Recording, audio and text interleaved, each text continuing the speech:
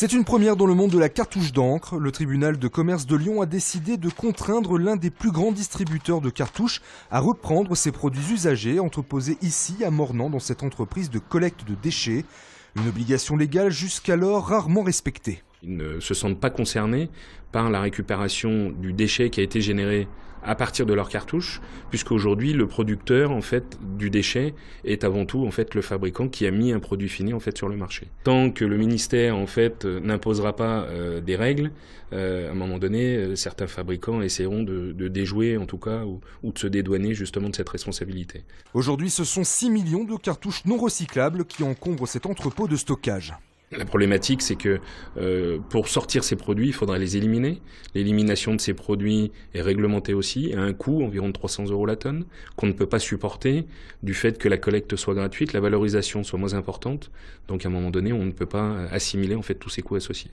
La décision de justice permettra à cette entreprise de respirer. Le fabricant a également été condamné à rembourser les frais de stockage accumulés depuis 5 ans. Il devra donc verser près de 430 000 €. Est-ce bientôt la fin des stages en entreprise pour les élèves mineurs? C'est l'inquiétude exprimée aujourd'hui par certains proviseurs de lycées professionnels. Depuis quelques mois, une circulaire de l'Éducation nationale leur impose en effet de nouvelles règles plus restrictives en matière d'accès aux machines et produits dangereux. Une nouvelle disposition qui oblige notamment les responsables d'établissement à vérifier eux-mêmes que les entreprises soient bien en conformité. La sécurité, moi je fais toujours le pari que l'entreprise est professionnelle, comme nous on est professionnels et qu'elle se met en conformité avec la réglementation. Je me trouve très intrusif d'aller dire à un chef d'établissement, fût-il privé, monsieur, est-ce que vous êtes en accord avec la réglementation ? D'autant que cette circulaire concerne beaucoup plus de filières professionnelles qu'auparavant. C'est le cas notamment de l'esthétique ou encore de la restauration.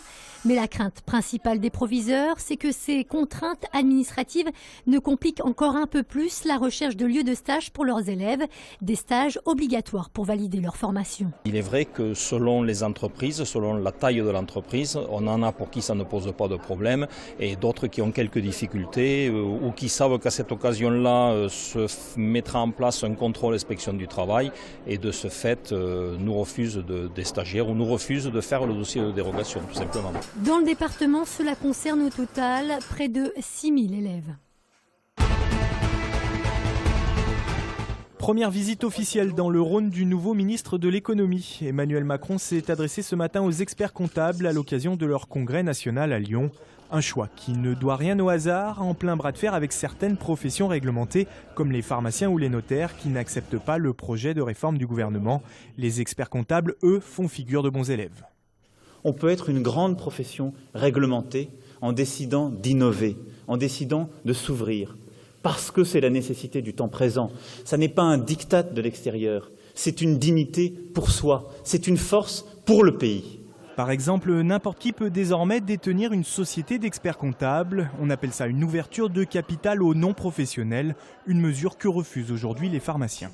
C'est vrai que depuis 2009, nous avons engagé les réformes nécessaires pour là aussi être mis au service d'entreprise, être ouvert pour que le service le plus complet soit fait. Et je l'ai dit tout à l'heure, nous ne sommes légitimes que si nous sommes utiles. Emmanuel Macron a également voulu se montrer rassurant auprès des entrepreneurs. Sur la même ligne que son Premier ministre, il a admis que le gouvernement avait fait des erreurs sur le plan fiscal au début du quinquennat. Il a été longuement applaudi à l'issue de son discours. Après Vénissieux, une nouvelle élection sera-t-elle invalidée? C'est des sénatoriales dont il est question aujourd'hui. Martial Passy a décidé de saisir le Conseil constitutionnel. Le maire communiste de Givors et candidat malheureux dénonce des irrégularités dans le scrutin. Selon lui, des grands électeurs auraient été empêchés de voter, tandis que d'autres, au contraire, auraient glissé 2 bulletins dans l'urne. Le 28 septembre dernier, je vous le rappelle, l'élection s'était jouée à seulement 5 voix près. Les communistes du département perdant le seul siège dont ils disposaient encore au Sénat. Conséquence des inondations dans l'Hérault, le match entre Montpellier et l'OL prévu le 19 octobre se jouera finalement à Gerland. Le stade de la Mosson a été sévèrement touché la semaine dernière par les intempéries. Les places sont en vente dès aujourd'hui. Rester invaincu à domicile, c'est la tâche à laquelle va devoir s'employer le Loup ce week-end. Des Lyonnais qui reçoivent Bayonne et qui flirtent avec la zone de relégation. Ils sont 12e du top 14. C'est simple, depuis le début de la saison, ils comptent 3 victoires, toutes glanées à domicile, et 5 défaites, toutes concédées à l'extérieur. J'ai pas les formules mathématiques du top 14, mais je pense qu'en gagnant tous les matchs à domicile, ça devrait suffire. Mais on peut pas se contenter que ça. On peut pas se contenter de ça. Il faut qu'on arrive, comme vous disiez tout à l'heure, à trouver la solution pour commencer à ramener des points de l'extérieur aussi. Le 29-10 encaissé la semaine dernière à La Rochelle, chez l'autre promu, n'est pas la meilleure manière de préparer cette rencontre face à Bayonne. Les entraîneurs lyonnais ont dû remobiliser les troupes. Et c'est aussi important de savoir où c'est qu'on a fauté la semaine dernière et bien sûr de mettre les choses dans l'ordre. Donc déjà être présent dans le combat, être agressif et essayer de les mettre sous pression parce que c'est quelque chose qu'on n'a pas su faire à La Rochelle la semaine dernière. Le coup d'envoi au Matmut Stadium sera donné samedi à 15h.